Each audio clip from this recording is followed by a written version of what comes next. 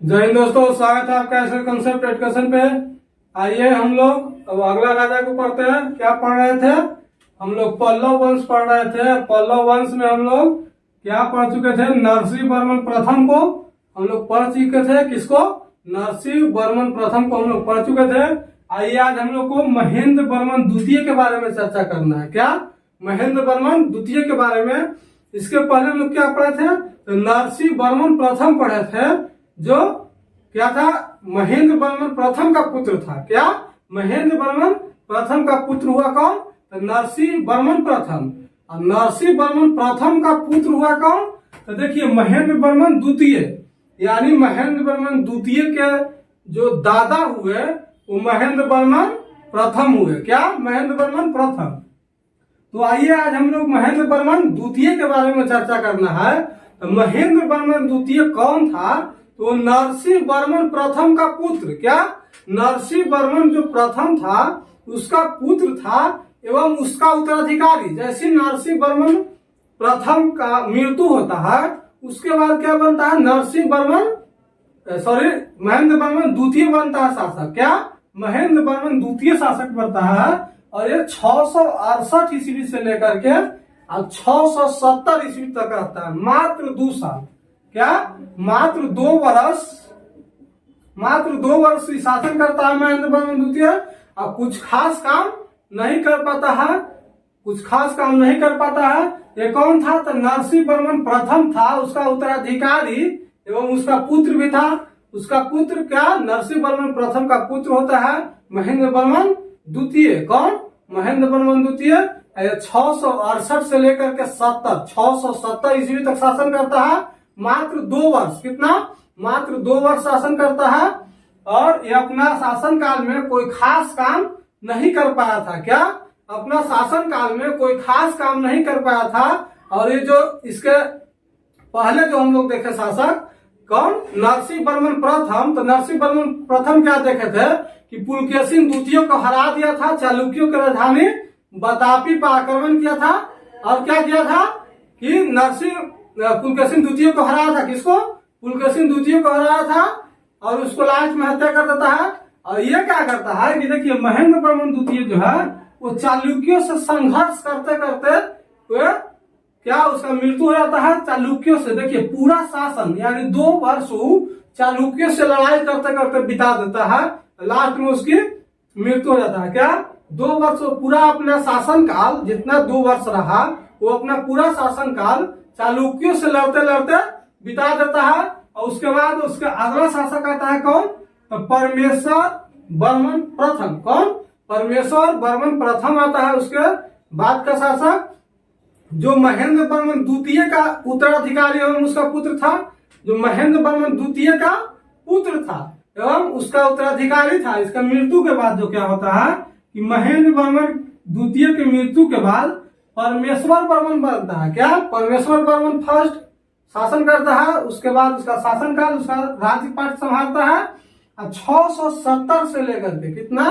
670 से लेकर के 695 ईस्वी तक शासन करता है। कितना? 670 से लेकर के यानी 70, 80, 90 और 5, 95 कितना? 25 वर्ष शासन करता है। कितना वर्ष?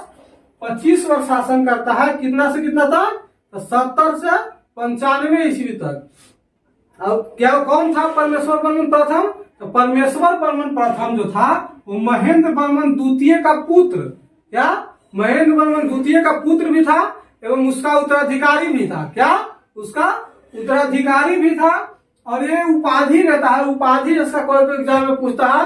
ये भी कोई खास काम 25 वर्ष में नहीं कर पाया था। इससे भी कोई खास क्वेश्चन एग्जाम में नहीं बनता है। कोई खास काम नहीं करा था, खाली इसका उपाधि से कोई एग्जाम में क्वेश्चन आता है। तो उपाधि क्या था? मल्ल की उपाधि लिया था। क्या? मल्ल की उपाधि लिया था। क्वेश्चन एग्जाम में पूछेगा कि मल्ल की उपाधि कौन लिया था? तो परमेश्वर वर्मन प्रथम। क्या? परमेश्वर वर्मन प्रथम जो है मल्ल की उपाधि लिया और लोकादित्य की उपाधि लिया। क्या? लोकादित्य की उपाधि पूछेगा तो परमेश्वर वर्मन प्रथम। कौन? परमेश्वर वर्मन प्रथम। और मल्ल की उपाधि भी लिया परमेश्वर वर्मन प्रथम। आइए दोनों शासन को एक बार फिर से रिवाइज कर लेते हैं। तो देखिए इसके पहले का राजा हम लोग कौन देखे थे? तो नरसिंह वर्मन प्रथम देखे थे। तो ये जो है महेंद्र वर्मन द्वितीय जो है वो नरसिंह वर्मन प्रथम का पुत्र एवं उसका उत्तराधिकारी बनता है। और ये शासन कब से कब तक करता है? तो 668 से लेकर के 670 ईस्वी तक। कितने तक? 670 ईस्वी तक शासन करता है। यानी मात्र ये 2 साल शासन करता है और ये 2 साल में कोई खास काम नहीं कर पाता है। और चालुक्यों से संघर्ष करते करते यानी चालुक्यों से लड़ाई करते करते ये अपना पूरा शासन समाप्त कर देता है। उसके बाद इसका पुत्र उत्तराधिकारी बनता है। कौन? उसके बाद इसका पुत्र उत्तराधिकारी बनता है जिसका नाम क्या था? तो परमेश्वर वर्मन प्रथम नाम था। क्या? परमेश्वर वर्मन प्रथम नाम था। और परमेश्वर वर्मन प्रथम 670 ईस्वी से लेकर के 695 ईस्वी तक। कब तक? 670 से लेकर के 695 ईस्वी तक शासन करता है। यानी ये 25 वर्ष शासन करता है। कितने?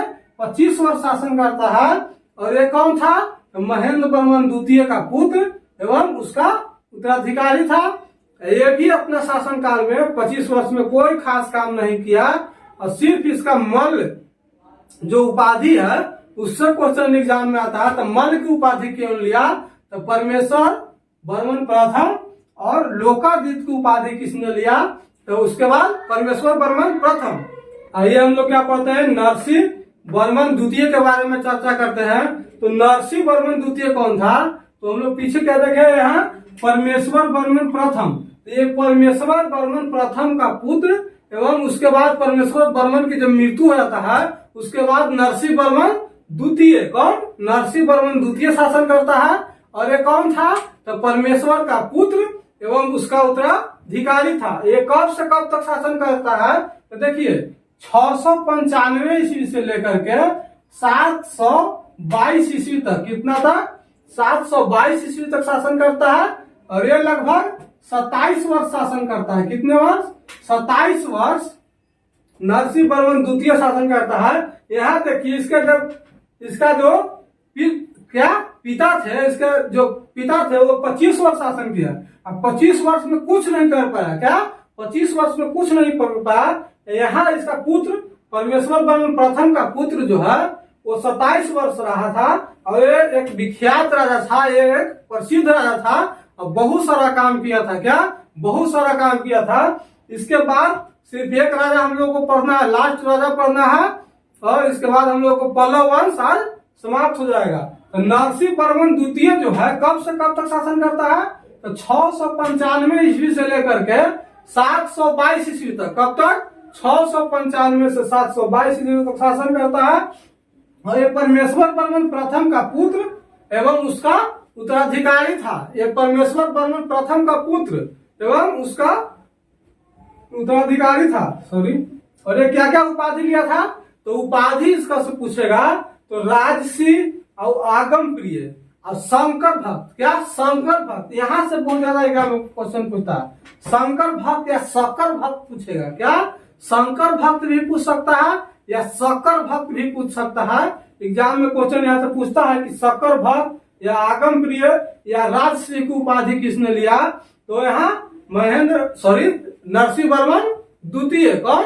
नरसिंह वर्मन द्वितीय जो है वो सबसे ज्यादा इसको उपाधि में पूछने वाला कौन है? तो शंकर भक्त। क्या? शंकर भक्त सबसे ज्यादा उपाधि पूछता है यहाँ से कि शंकर भक्त की उपाधि किसने लिया? तो नरसिंह वर्मन द्वितीय लिया था। कौन? नरसिंह वर्मन द्वितीय। और ये कांचीपुरम में कांचीपुरम में कैलाशनाथ मंदिर का निर्माण करवाया था। जो एग्जाम में बार बार पूछा जाने वाला क्वेश्चन है कि कैलाशनाथ मंदिर का निर्माण किसने करवाया? तो नरसिंह वर्मन द्वितीय। यहाँ से एग्जाम में क्वेश्चन बार बार पूछता है कि कैलाशनाथ मंदिर का निर्माण किसने करवाया? तो नरसिंह वर्मन द्वितीय ने करवाया था। कौन? नरसिंह वर्मन द्वितीय ने करवाया था। और कांचीपुरम का जो है मंदिर का अन्य नाम भी है जो राजराजेश्वर मंदिर भी कहा था। क्या? राजराजेश्वर या राज सिद्धेश्वर मंदिर भी कहा था। क्या? राजराजेश्वर या राज सिद्धेश्वर पूछेगा तो नरसिंह वर्मन द्वितीय। और कैलाशनाथ मंदिर भी पूछेगा तो नरसिंह वर्मन द्वितीय। इसका निर्माण करो करवाया था तो नरसिंह वर्मन द्वितीय। क्वेश्चन एग्जाम में यहाँ से ऐसे पूछेगा कि कैलाश नाथ मंदिर का निर्माण किसने करवाया? तो नरसिंह वर्मन द्वितीय। और राज राजेश्वर मंदिर का निर्माण किसने करवाया? तो नरसिंह वर्मन द्वितीय। या राज सिद्धेश्वर मंदिर का निर्माण किसने करवाया? तो नरसिंह वर्मन द्वितीय। उसके बाद पूछता है क्वेश्चन कि महाबलीपुरम, क्या महाबलीपुरम में ऐरावतेश्वर और शोर मंदिर, कौन कौन? ऐरावतेश्वर और शोर मंदिर का निर्माण नरसिंह वर्मन द्वितीय नहीं करवाया था। क्वेश्चन एग्जाम में पूछेगा कि ऐरावतेश्वर और शोर मंदिर, कौन? ऐरावतेश्वर मंदिर और शोर मंदिर का निर्माण किसने करवाया? तो वो कौन था? नरसिंह वर्मन द्वितीय था। उसके बाद मंदिर निर्माण की राजसीय शैली वो आता है। राजसीय शैली, कौन? राजसीय शैली का निर्माण, मंदिर निर्माण की एक शैली है। तो मंदिर निर्माण की राजसीय शैली का निर्माण किसने करवाया? तो नरसिंह वर्मन द्वितीय। कौन? नरसिंह वर्मन द्वितीय। और इसका एक प्रसिद्ध दरबारी कवि था जो बार बार एग्जाम में क्वेश्चन पूछता है। प्रसिद्ध दरबारी कवि इसका दंडी था। कौन था? दंडी। पूछेगा क्वेश्चन एग्जाम में कि दंडी किसके दरबारी कवि था? तो नरसिंह वर्मन द्वितीय का था। और दंडी वो किताब लिखा था, एक पुस्तक लिखा था, उस पुस्तक का नाम क्या था? तो 10 कुमार चरित्रम। क्या? 10 कुमार चरित्रम उसका पुस्तक का नाम था, जो बहुत ही विख्यात पुस्तक है, बहुत ही प्रसिद्ध पुस्तक है, पढ़ने लायक पुस्तक है 10 कुमार चरित्रम, जिसका जो है लेखक कौन है? तो दंडी है। कौन? दंडी। आइए इसको एक बार फिर से रिवाइज कर लेते हैं ताकि हम लोग को वीडियो में ठीक ढंग से याद हो जाए। नरसिंह वर्मन द्वितीय। कौन? नरसिंह वर्मन द्वितीय। यह शासन कब से कब तक करता है? तो देखिए 695 ईस्वी से लेकर के 622 ईस्वी तक शासन करता है। कब तक?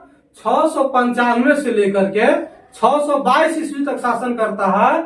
और ये परमेश्वर वर्मन प्रथम का पुत्र एवं उसका उत्तराधिकारी होता है। जैसे ही परमेश्वर वर्मन की मृत्यु होता है, उसका पुत्र जो है नरसिंह वर्मन द्वितीय उसका उत्तराधिकारी बनता है।